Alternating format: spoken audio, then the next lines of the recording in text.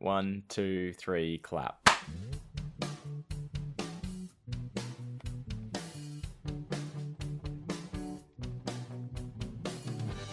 Hi, and welcome to Hey Buddy, Nice Podcast. Over there, slacking off for an entire week, that's Brogan Hastings. And over there, jealous because I get an entire week of rest, it's Wayne Giovinazzi. Yeah, but is it really rest? It might be physical rest, but is it mental rest? Is it good rest? It's not. It's not. Well, the first couple of days were fine, and then I had to start studying. Oh. And I fucking forgot how much I hate studying. I thought you were going to say you forgot how to study. I'll tell you a secret. I never knew how to study. I was about to say, bold of you to assume I ever knew how to study. I think I'm better at it now than I was at uni, and I think that's maybe because of the iPad. Okay. But so when you were at uni, was it all note-taking on paper, or was there laptop, notebook, tablet, anything? I mostly use my laptop. Okay. But I don't think that was the best way to do it. There was like handouts and stuff, but I didn't know what I was supposed to do. And I know that sounds stupid, but I genuinely didn't. I didn't know the best way to study. No. So, I understood the material. I couldn't recall it. So you knew it deep down inside, but you couldn't bring it back up to the forefront of your mind? Is that what you're saying? Like, so at university, our exams were write an essay on, like, given an essay question. Mm-hmm. So you had to write an essay like 4 times. I could answer specific questions. I couldn't do it in an essay form. Okay, that's in such a short time frame. My education is, you may have guessed this, limited. Slight. What's it called when you leave high school? Not extracurricular. It is secondary. I have some secondary studies. Nothing completed. But I see. It was all just going on to, I don't know what you want to call it, college, TAFE, technical college, whatever. It was very much like continuing on high school. At university, is it very different? It's very different. The last 2 years of high school, I was finally comfortable with where I was, what I was doing, teachers who actually wanted you to succeed and get into university. You get to university and lecturers don't give a fuck. Absolutely do not give a single solitary fuck. Yep. And some of them, one of them in particular, was an absolute fucking arsehole. So we got off on the wrong foot. I don't know. I was never comfortable at university, ever, at any point. I thought about dropping out multiple times, and the only reason I didn't is because I would have had to pay it all back. Yeah, okay. The movies make university look like that it's not really a classroom situation in terms of learning like you would in the classroom. It always looks like lecturer, professor up the front giving lectures and then everyone taking notes. Is that what it was, or was it different? Like, here's a handout and a worksheet that we're going to do right now in class. Bit of both, really. I think I struggled because I benefited from having a good relationship with my teachers, which I didn't have at university because that's not how it works. Yeah. I just never got in the groove of it. And I didn't understand how to, I went through my younger years, I was probably a gifted child maybe, or certainly, if you don't say so yourself. Well, all the top reading groups, maths groups, all that kind of thing.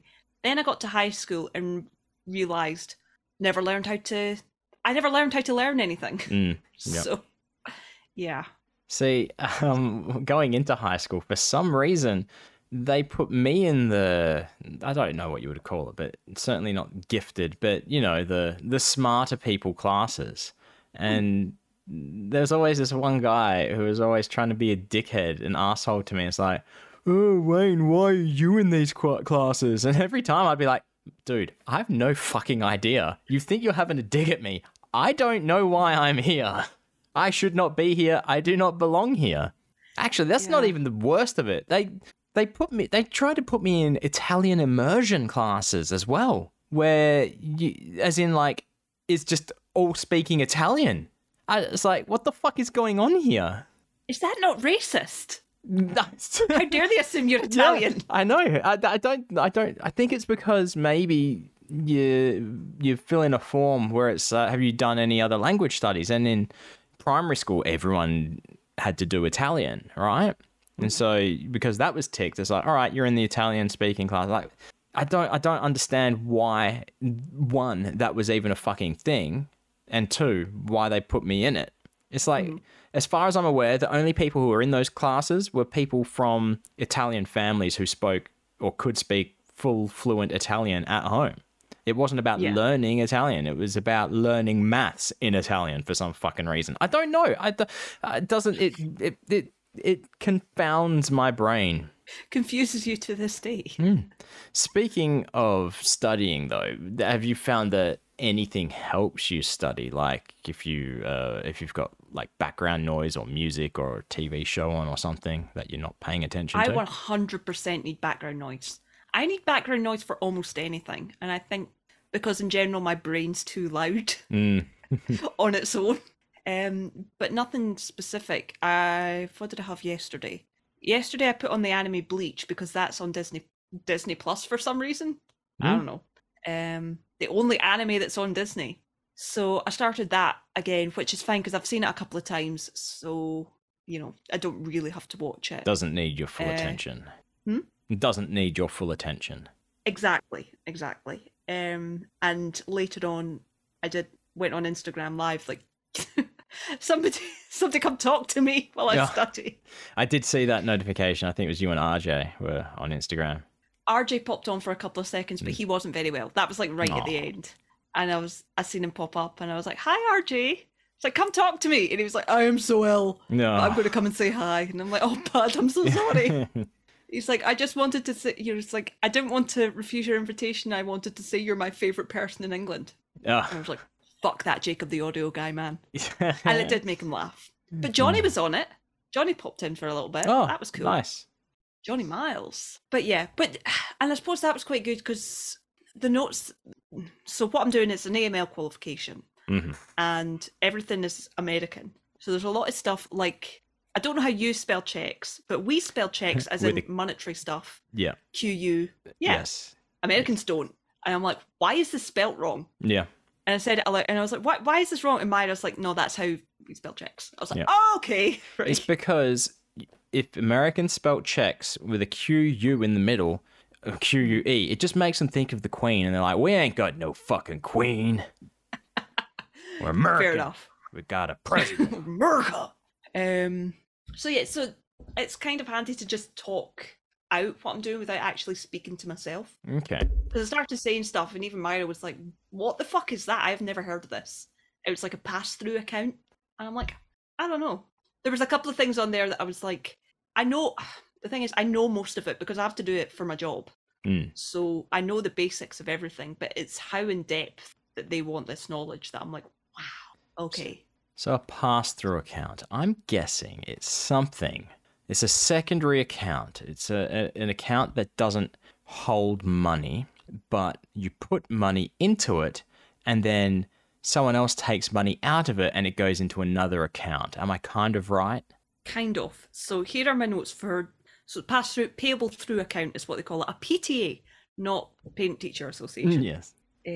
So, yeah, it doesn't actually say what it is, but here, what are the risks pertaining to the use of payable through accounts? PTAs with foreign institutions licensed in offshore centres with weak bank supervision and licensing laws. I tell you, those weak bank supervisors, they get my goat. Pretty much. PTA arrangements in which sub-account holders have currency deposit and withdrawal privileges, and PTAs used in conjunction with subsidiary, representative or other office of the respondent bank. Now, that has cleared it all up for me. I think that was the question I looked at and was like, you know what? If I get that question on the exam, I'm just going to take the hit because I looked it up so many times. I was like, the more I read about this, the more confused I get. But it sounded like it was you had an account that you could write a check in America with. I don't know. So you could write a CHECK with. You could check a check. See, I don't understand. The accounts are called like your personal bank accounts, right? Yeah. They call them different things in America than they do here. Like if I'm getting paid my wage or whatever, that goes into what's colloquially known as a savings account, right? It's just a normal account. Yep. A checking account is typically for a business. And then you've got credit account, which is your credit card. But I think in America, a checking account is usually for personal transactions. They call it everything. So I think there's many different names for it. Transaction account, checking account with a Q, current account, which is what we call it, demand deposit account, or share draft account. So yeah. So what you call it a current account because it's currently what you're using, I guess. What do you know why it's called a current account? I don't actually know. I just assumed it was. It's just really stupid to say this out loud. I just assumed it was for currency. Oh yeah, that makes some sense. It doesn't make sense because there's no T in currency. Yeah, okay. Maybe it's for holding large sultanas. Possibly, but here's the description. So a payable through account is a demand deposit account through which banking agencies located in the United States extend check writing privileges to the customers of other institutions, often foreign banks. I mean, sometimes... I don't know what it means. Yeah, sometimes I don't like my job, but I think I don't like your job even more. I think the thing about it is I've never had to deal with that. I've never heard of it until now. I've never dealt with it until now. It could have been slipping under your radar. You could have been letting shit fly that shouldn't have been getting through. Possibly. I mean, we don't get a lot from the United States. It's usually gift money. Yeah. But, so yeah, I think, I don't know if I'll ever actually understand that one. So I'm just going to take the L on it. Speaking of things that sound stupid when said out loud, today... You know what? It's time for Coffee Talk. Saving those turtles one straw at a time. That's right, we're going into Coffee Talk. No preface, we're just going straight in. And then I'm going to circle back to that saying something out loud sounds stupid when you hear it. But anyway, Coffee Talk is actually coffee related today as well. So this was the first time at work in a long time that I was at a job site and there was 4 of us working the same job, the same time, on the same day. That has not happened in years since I first started there. Maximum 2 people, 3 very most. So it was me, Rob, who I like working with, a young bloke who works for a company who works out of our same office, which doesn't quite make sense, but it does because it's a related field. So he's just been helping us out. And my old boss, Derek. Now, I always like to go get a coffee with Derek because we always shoot the shit. We talk, and he's supportive of everything I do as well, like extracurricular, like, you know, this stupid old podcast and things like that. Anyway, we're in a bad area, right? It's Midland, and this is how bad an area it is. During my site induction, the builder guy was saying, "Oh, and you see that building over there? That's the next thing they're building. They're refurbishing. It's an old building which is going to be turned into a meth rehab facility." And straight away, my mate was like, "Oh, what? Really? Why are they doing that?" I'm like, "Come on, we're in Midland. It's where it needs to be, frankly." So that's the kind of area we're in, right? And it probably is the meth capital of Australia, I reckon. I've got no facts to back that up. So it's time to go find some coffee. So me and Derek, we're going to go out and find a place, a cafe. And there's only one on the map nearby that is not 7-Eleven, is not a petrol station, gas station. So we go to this place. This place was a op shop. You have op shops? Thrift store? Opportunity shop is what op shop stands for. It's a thrift store, basically. Charity shop. Charity shop, yeah. Yeah. Charity shop and cafe.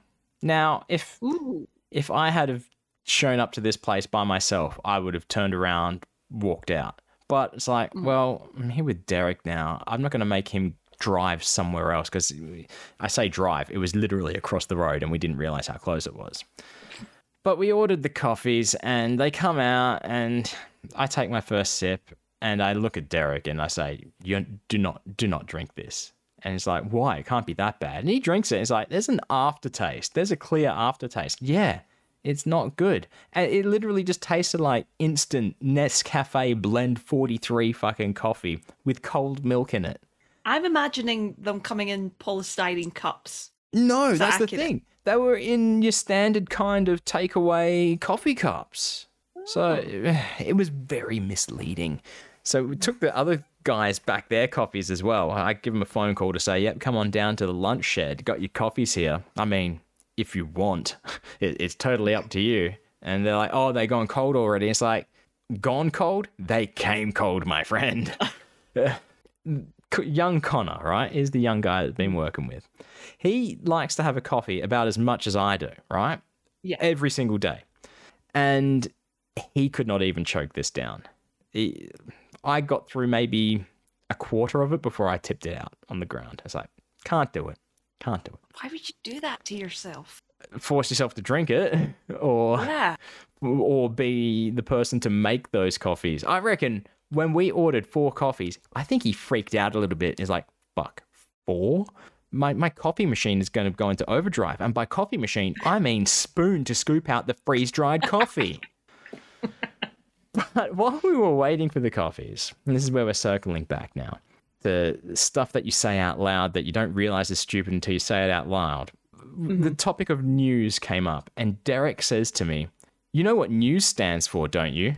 And I'm like, Derek, I think news is just a word. He's like, "No, it stands for something." I'm like, "Okay, is it an acronym or what's going on?" He's like, "Yep, it's an acronym." I'm like, "Okay, then what does it stand for?" And he proudly says, "It stands for news, entertainment, weather, and sports." And I'm like, "Mate, the first letter can't be the same acronym as what it is. Otherwise, it's news forever. It doesn't make any sense." And then a quick Google shows that someone said this on Twitter once. Well, not news. It was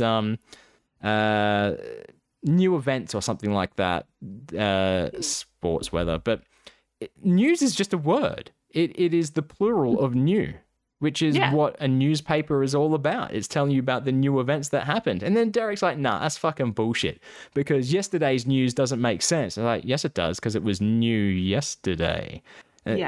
He finally clicked and like, "Yep, that was a pretty stupid thing for me to say." Yep, I've heard that before. That's why as soon as you started talking, I was like, I can't remember what it is, but I have heard this. Yeah. I just thought it was hilarious that he thought that the first word of the acronym was the acronym. It's like, mate, that does not play. What about you, Brogan? I mean, you've had a bit of a complaint, I guess, you haven't really complained about your studying, but do you have any real complaints for Coffee Talk this week? I don't think so. I mean, I've got really good news. Can I put that in Coffee Talk? No. But Coffee Talk's over now, so you can go ahead and tell us your good news.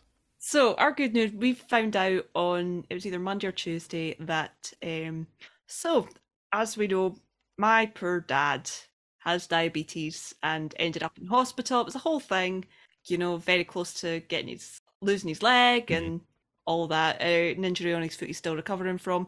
So he's had diabetes for about 10 years. And he's 100% convinced at the time they told him, "That's it, you've got it forever." Which we didn't believe, but Well, whatever. type 2 diabetes, yeah. It's okay. Whichever one is.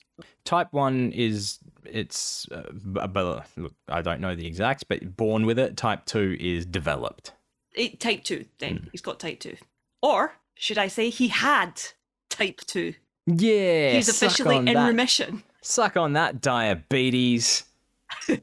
So yeah, we're very proud of him. It's taken it 8 months, which isn't a long time. Only 8 months. Wow. Only 8 months. I mean, don't get me wrong. When they tested his level, I think the level to be diabetic is 41, and he tested at 40 the other day. So he's officially in remission, but he's on like a buttload of medication for it. So if they can start taking him off that, I'm assuming it's quite a relief. Now we're not paranoid that every time he cuts himself, he's going to get gangrene.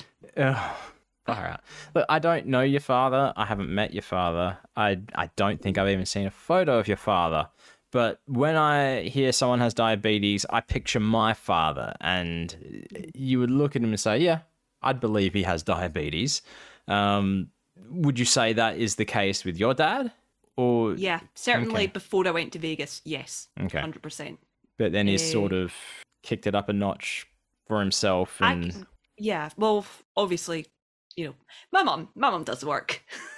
Yeah, Dad, mum does everything. Dad follows the routine. Yep. So joint effort, I would say, but yeah. I literally did come back from Vegas, and I think like half of him had disappeared, and I was like, "What? Oh wow! The actual fuck!" Yeah, he was just a little stick man. It's like, what? You weren't even in Vegas that long, really. 2 weeks. Yeah. Not even that. Not even that. I think I was in Vegas for 10 days. Yeah. I mean, I would understand if when I went away and came back a quarter of a year later, that would. Yeah, but 2 weeks, fucking hell. I think because he was in hospital as well. So, yeah. So he was literally in hospital for pretty much.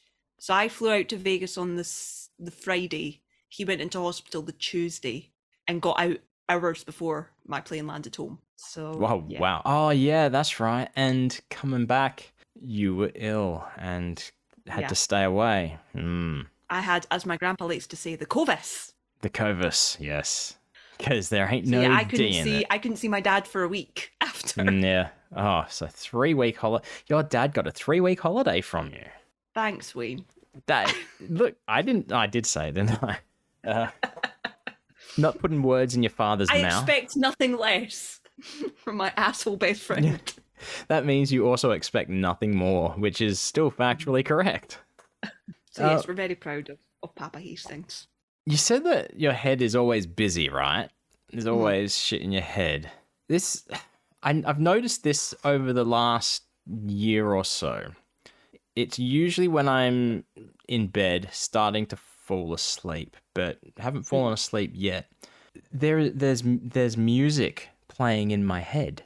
No headphones or earbuds or anything. And not just that, I think they're original compositions. They're not real songs, but I'll hear a tune in my head until I realize that I can hear it. And I'm like, oh, I must be starting to fall asleep. And then it just disappears instantaneously. That's bizarre. So it is just me then. I do get music playing in my head, but imagine you're in a room filled with 50 record players, right? Mm-hmm. They're all playing the same record, but they're playing it at different times. You can only hear one at a time. So you can hear that, and then you suddenly hear this. So it's like it skips. But they're playing the same song, you're saying? They're playing the same song. Okay. So sometimes it's like bits repeating, but it'll then skip a section. Yeah. Yeah, that's a bit like what my brain's like. But my brain absorbs certain information and remembers it forever. And it's never important information. Oh, why would it be? Well, exactly. For example, Mum was getting the food shop yesterday, so we were walking around Sainsbury's, and she asked me, we were talking about something, and she said, what was that woman's name? What was the character's name in The Vicar of Dibley who made all the weird food? I thought for a second and then said, Letitia Cropley. I know for a fact that is right. I haven't seen Vicar of Dibley in maybe about 5-10 years. The fact that I remember the name, I didn't even remember the actress, Liz Smith. Why do I know this? You literally only just said the name, and I can't remember it. It was something like Luscious Crawfordley or something. Letitia Cropley. Yeah, see? So, yeah, and sometimes that's what happens. Like, I don't know if I've done it with you before, but I know I used to do it when I worked at Shepherd and Wedderburn. Is my friend Lara and I would be having conversations, and she'd look at me and she went, you zoned out, didn't you? And I was like, yeah, I'm really, really sorry. And I can't help it. It's literally like my brain just turns off.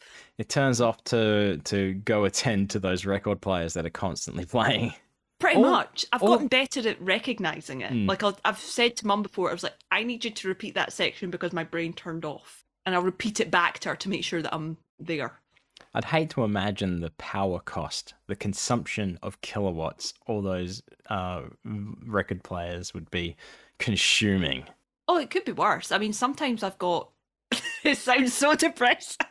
So, sometimes there's just screaming. It's like not actual, like not a person screaming, but like white noise screaming. Yeah. And the best way I've ever found. Sometimes it's helpful to imagine it because it cuts out other things. Sometimes it's not because it's loud and annoying. But like how Pen screeches. Oh yes, you talking like witch cackle, or you mean when he's like occasionally when he knows that he's not gonna have to do anything with his voice, he would just scream, screech. Yeah, like proper scream. Mm-hmm. Imagine that, but on loop for like an hour. Yeah. See, this is getting scary time. This is making me think. See, this is different because this is all waking for you, but it's making me think sleep paralysis and shit. Just with screeching, because as a kid, definitely had some shit like that. With auditory hallucinations due to sleep paralysis. And it would be sudden jolts of screeching like that. Yeah. It's just the brain's weird, man. It's like I didn't realize that I had intrusive thoughts until like I was 20, 21. And I said to my mum, you know how sometimes your brain just says, maybe you should just drive into oncoming traffic? And she went, no! I was like, oh, other people don't think that. No, other people do think that. Yeah, no, I've always been aware of intrusive thoughts. But yeah, it's being conscious of that it's not normal, I think, more than anything. Yeah. It took a while for me to realize that. I've never acted on any of them, which is good. But I think the most I give it is to like eating. I made a comic once, maybe last year, about intrusive thoughts, and one of them, because I had a really really bad one that was like really loud in my head, and I think there was like 4 panels or something. One of them was drive into oncoming traffic. One of them was something else, and the other was throw yourself against the wall and break the laptop, which obviously came in while I was working. And the very last panel was eat the chocolate bar. Oh, I remember this. I was like, I'll eat the chocolate bar. And the voices in my head went, yay! Yeah, I don't remember. Which, it was kind of funny in my head when I wrote it, but I was like, yeah, wow, that's depressing. If you go through my entire back catalogue, there will be... There's certainly autobiographical comics in there. Which, I mean, look, the whole reason why I started I don't know if I want to talk about this. You don't have to. We can cut it out. Nah, I'm not ready for that. At least not on the podcast. All right. That's all right. But no, look, there's some that you would read it and be, oh yeah, that seems like direct sort of quotes from life, and then there's others which are just inspired by, I guess, more than anything. Yeah. It's wow. This is very mental health awareness. Yeah, we should call up Lord Mr. Dr. Jimothy Joe Bartholomew and see if we can do a joint episode. Speaking of which, Pod Therapy just called me a pervert. Why? Because of the OF link. Oh right. It didn't click in my head that OF is OnlyFans. I think that makes you the least perverted out both of us, because I clicked it knowing. I mean, we should probably say people are, putting up links where to find them in the inevitable case that Twitter dies. Inevitable. And, what was it? Pod Therapy put up their Facebook, their IG, and their OF link. Wayne didn't know what it was, so he just clicked it. That's right. Like, I don't know what OF is. Yeah. OF is OnlyFans, and I clicked it because I'm nosy. Because I'm like, why would they have an OnlyFans? It obviously went to probably a good. Do you know what? Never Going to Give You Up is a good song. I'm just going to say it. It was a Rickroll. Yeah. Yeah.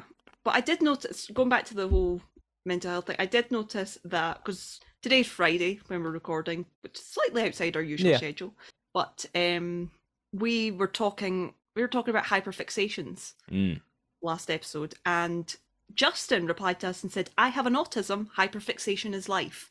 So again, makes me think I might very slightly be on some kind of spectrum.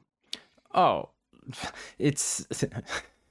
I'm trying to say something which doesn't sound like I'm insulting you. Because I won't take offense, I'll say that.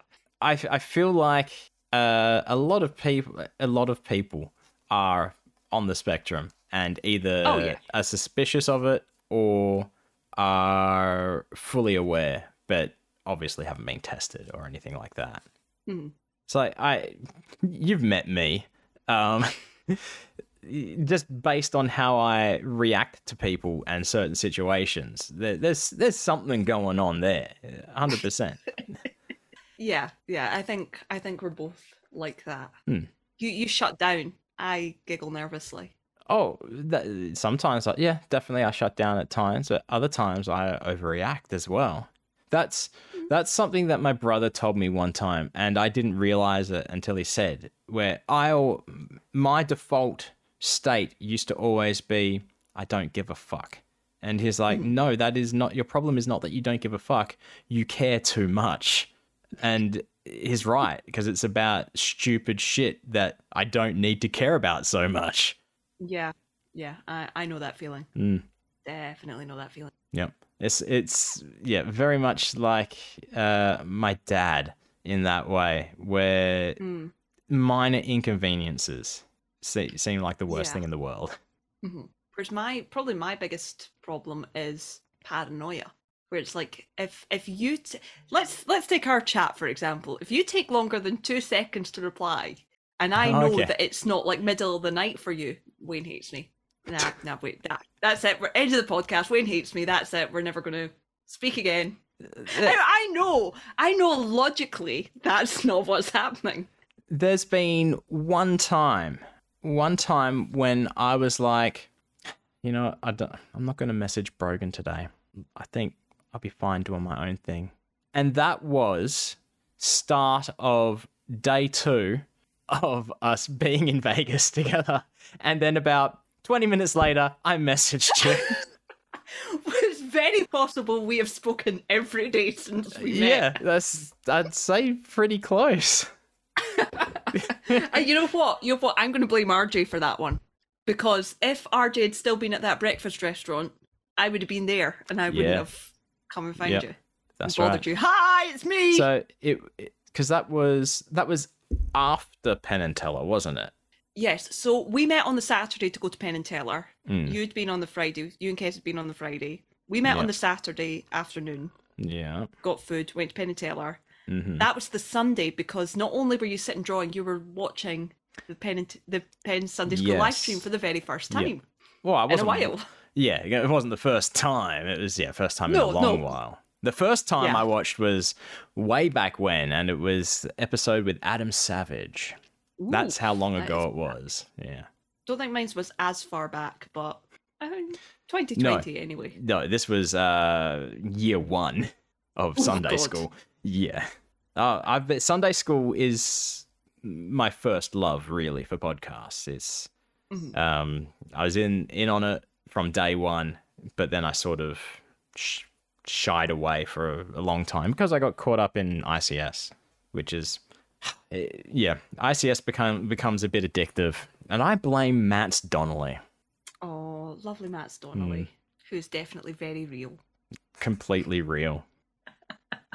Who we have a meeting with tomorrow. Well, soon. We do. Today. We get to see Matt Donnelly. Yeah. Well, tomorrow for you, tonight for me. Yeah. Within the next Today for him? 8 hours. 8-ish hours. Down the seconds. Yeah. But hopefully after this meeting with Matt, we're going to be able to start dropping some hints about some projects that we're working on. Oh, hopefully. We're not recording with Matt. We're not going to put him under pressure like that. No, 100% not. I just mean we will be able to talk about some stuff. Yeah, we're having a production meeting. Yes, production. There needs to be a better way to say that than production. Yeah. A way to shorten it, because PM sounds wrong. Prime Minister meeting. Yes. Wait, that would be PMM. That doesn't work. So I'm just going to go into this. I'm being haunted. Oh. Yep. All right. What's your ghost's name? We're beyond. The ghost's name is Steve Zahn. Oh. The very much alive at time of recording, Steve Zahn. Okay. As you may or may not be aware, the title card for the episode Hey Buddy, Nice Octopus Scale has a picture of Steve Zahn on it because it is the Steve Zahn Moody Octopus Scale.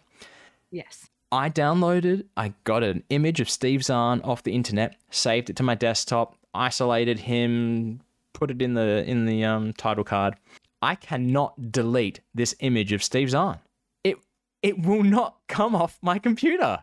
I hit delete, nothing happens. I drag to the recycle bin, nothing happens. I open it, I hit the little trash can item, nothing happens. I don't know what's going on. You're stuck with Steve Zahn forever. Yeah, it could be worse, but I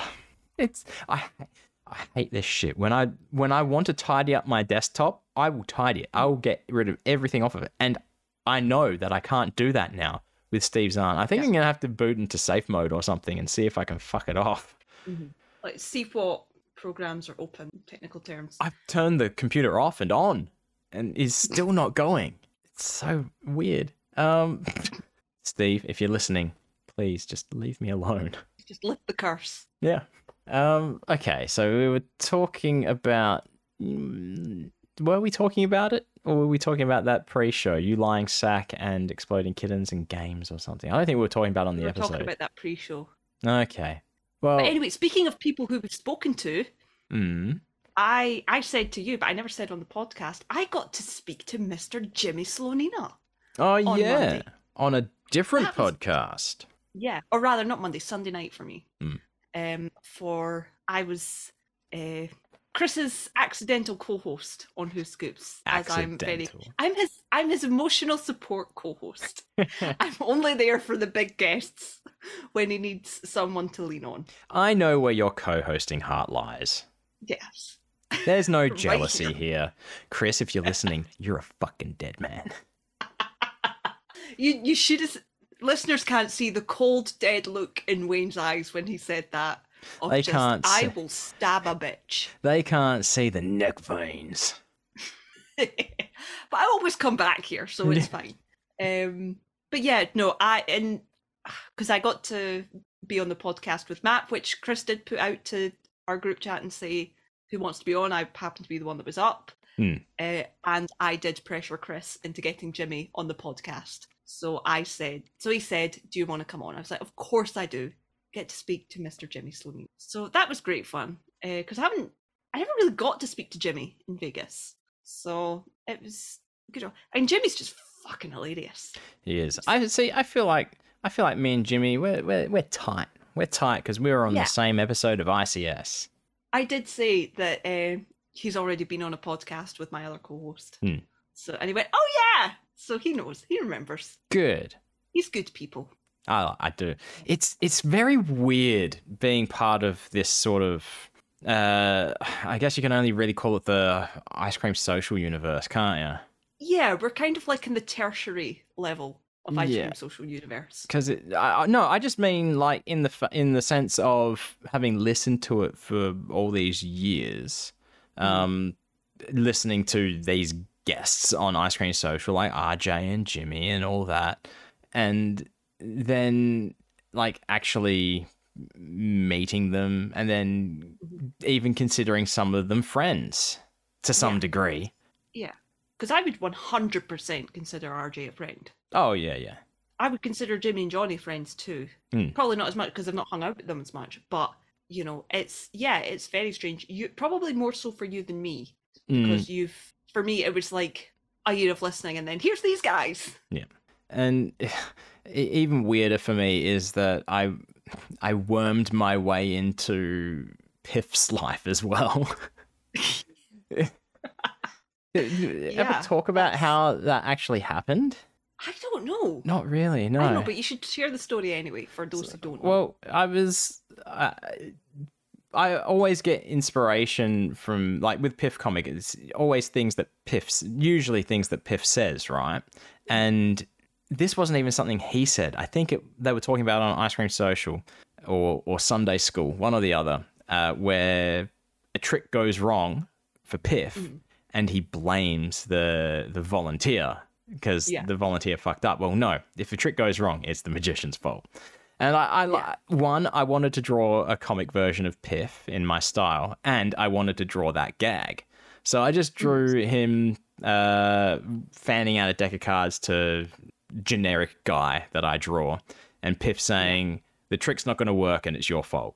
And I thought it was funny. So I posted it on Twitter and tagged Piff, while also musing, I wonder if I should start up a Piff comic series.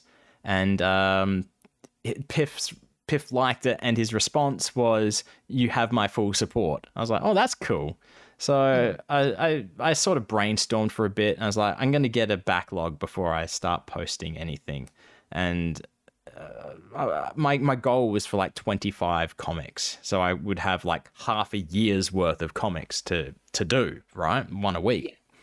Anyway, I was like, before I post anything, I'm going to run it by Piff and like send him the comics, make sure he's fine. Obviously, he's fine with anything, more or less.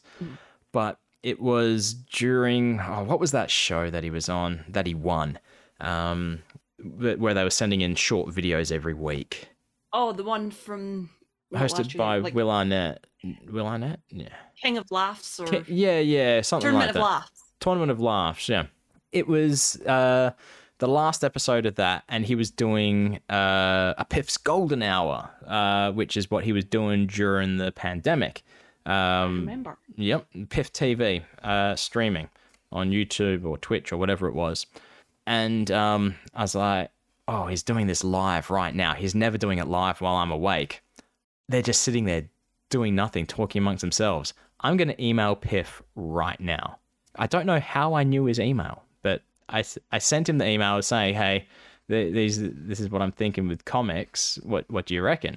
And he on the air, which is what I was hoping for, he opens his email, starts reading the comic, and is laughing to himself. And what was the guy's name? Fuck. Alex. And he says to Alex, have you seen these, Alex? It's like, have I seen what? It's like, these comics. And it's like, no, I don't know what you're talking about. It's like, oh, no, they've just been emailed to me. That's all it is. So you haven't seen them yet. And then he's like showing them on his phone to the camera. And I was like, yep, this is good enough. This is all I need to start publishing these. Yeah. So I did. And Piff, every time that something gets published, obviously tagging Piff in it, and he likes it and supports it the whole time. And then Jade has been amazing on Instagram and that. She's not on Twitter, but they are sincerely the best. They support it all, and it was very surprising. I mean, either way, whether it was Matt's suggestion or Piff's suggestion that I come onto the Piff pod, blows my mind either way. To think it was probably Matt, in the sense that Matt would have said to Piff, hey, Wayne's in town. No, Piff and Jade knew I was in town as well. That's the thing. Oh, did they? Oh, yeah. So it could be either. Yeah, but either way, it's like it's an honor. Outside of direct conversations with people right now in the moment, I don't think that anybody thinks about me any second of the day that they can't see me.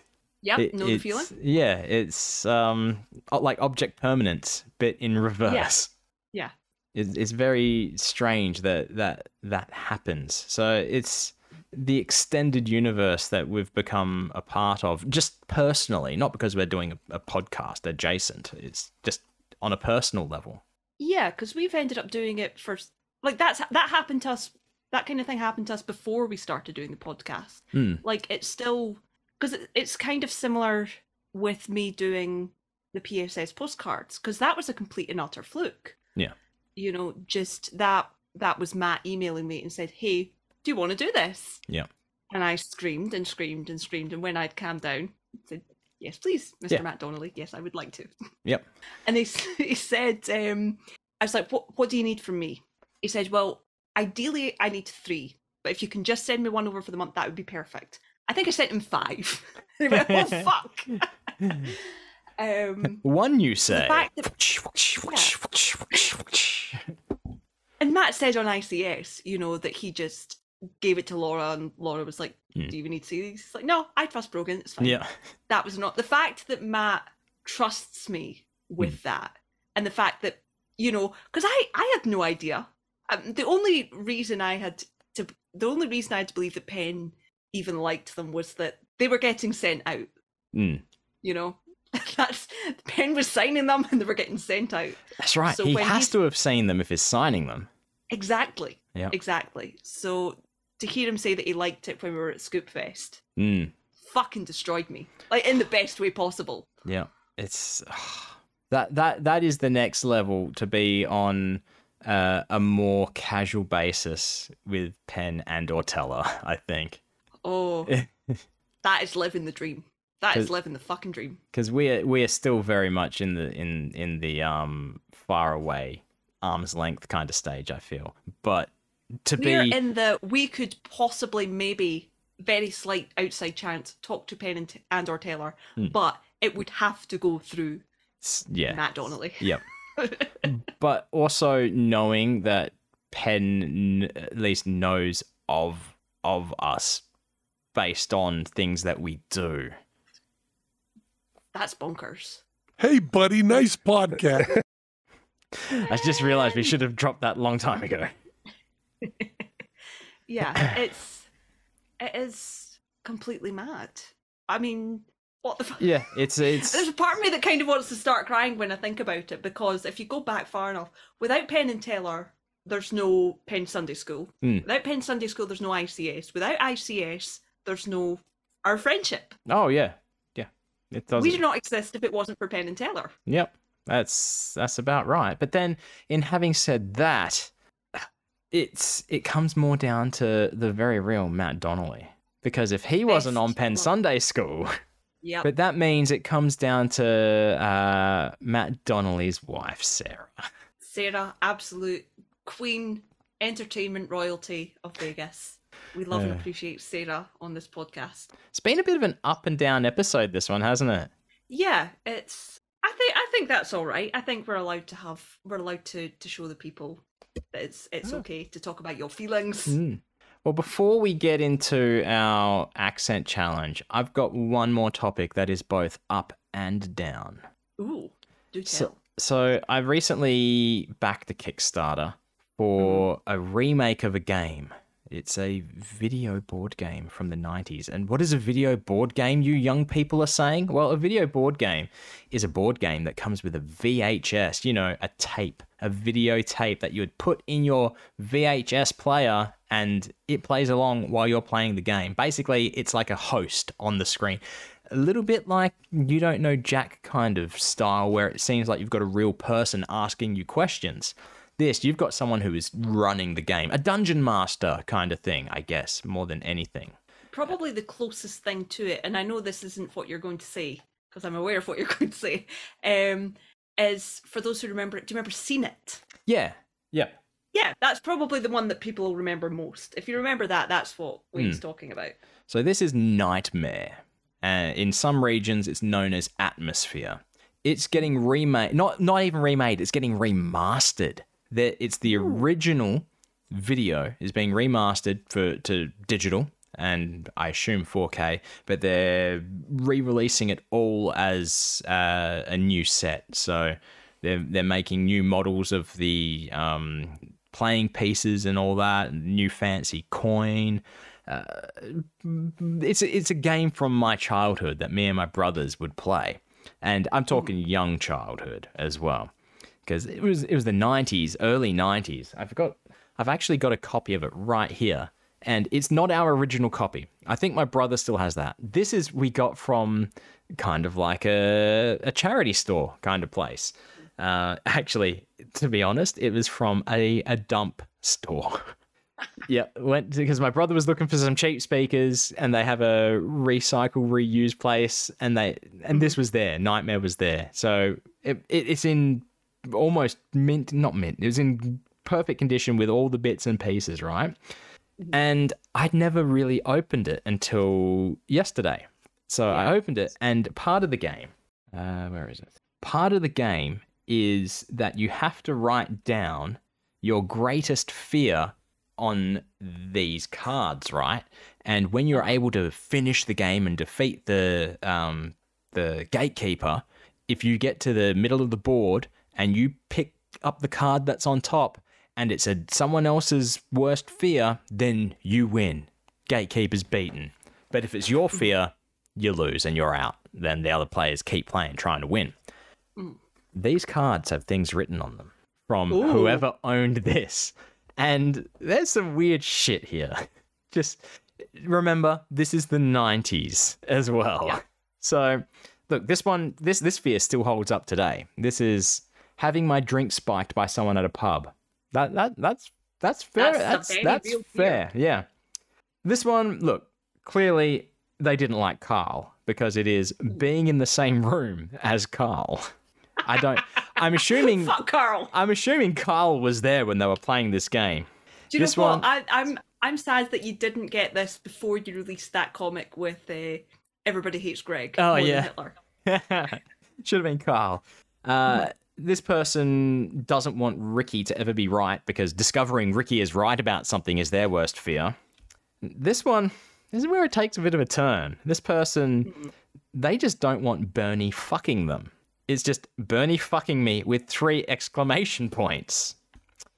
In what sense? In what Bernie? Like Bernie Sanders? No, well, he was alive then, but Bernie, I'm assuming, was in the same. This one looks like it's speckled with blood. You see that? Oh, Jesus. Yeah. And it says, having sex with my nana. What? Yeah, that, I guess that's an irrational fear because it would be. I hope fucking so. It would be a conscious choice to do that, I feel. Ooh. This one is being woken up with 3 women and not remembering what happened. So I don't know if this was written by a guy or a girl or something somewhere in between. That sounds to me like a guy wrote that. It does, doesn't it? His worst fear is the fact that he had a, threesome, foursome, whatever. Yeah, well, and yeah, then that'd be forgot it. Yeah. This one's I don't quite understand, but it says being a leper and someone throws me on a trampoline. Okay, that does make sense. I thought they said I thought it just throws me a trampoline. It's like if you're hocking a trampoline at someone's head, yeah, that's fucking what does it matter if you're a leper? But yeah, if you're on a trampoline, yeah, okay. Just an explosion of life. Yeah. This one is I think this person went for a literal nightmare that they had one time because it's a bit out there. It's being in a room full of nipples and coming out sucking my thumb. Okay. That sounds like somebody's had a reoccurring nightmare. Yeah, yep. Here we go. Tanya and Elle have a fight over me, and Tanya wins. Ooh. So this person does not like Tanya. No.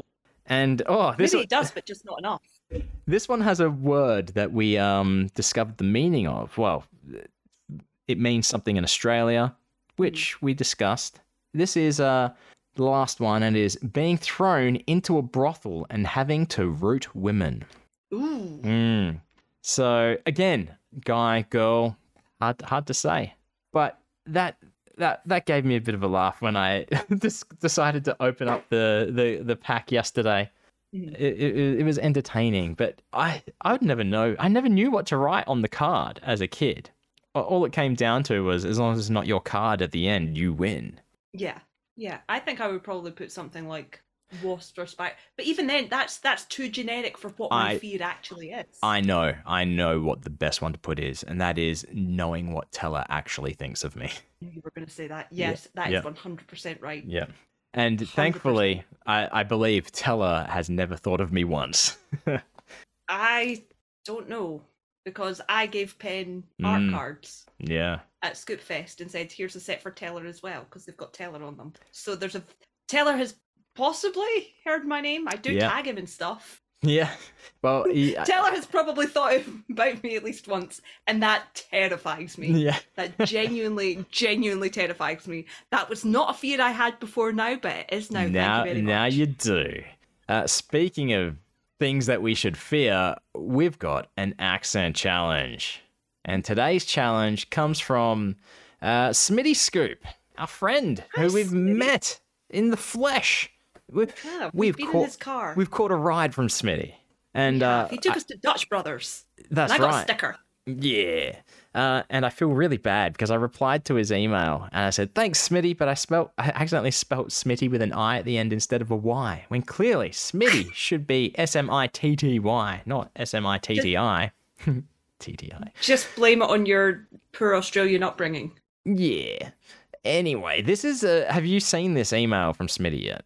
I looked at it, but I left it unread Okay. so that you could see it. Well, Smitty opens by saying, hey, cheese bags. Oh, hang on. I have to put the music over it because I don't have it set up. But, hey, cheese bags. Nice pod. I'm really enjoying it. I have an accent challenge for you below. It is only one... That sentence confuses me. It is only one 8-word sentence. Although the sentence is only 6 different words in Boston. So I think this means we're going to have to read it in a Boston accent. Have you got a Boston accent? I don't have a Boston Ooh. accent loaded up.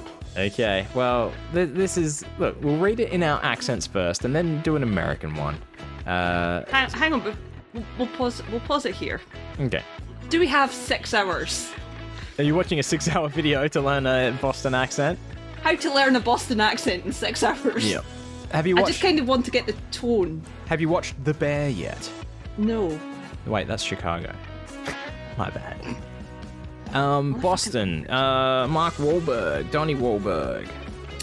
Every time I think of Mark Wahlberg, I think of him doing It's very Aussie. Jack Nicholson impression. It's very Aussie.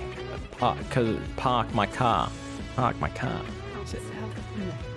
Too many. Yeah. I So a little bit like this. Yeah, it almost sounds New Yorkery, but some of the words sound different. Yeah. Okay. So if you would speak with a New York accent, you go, I'm going to go park my car over there. But if it's Boston, it's like, Park my car. yeah, I'm going to park my car over there. A bit more Joe Pesci, maybe. It's like New York, but higher. Yeah. You get higher in your notes. Yeah. Right, so you good with that? We'll do our accents and then, we'll attempt Boston-ish.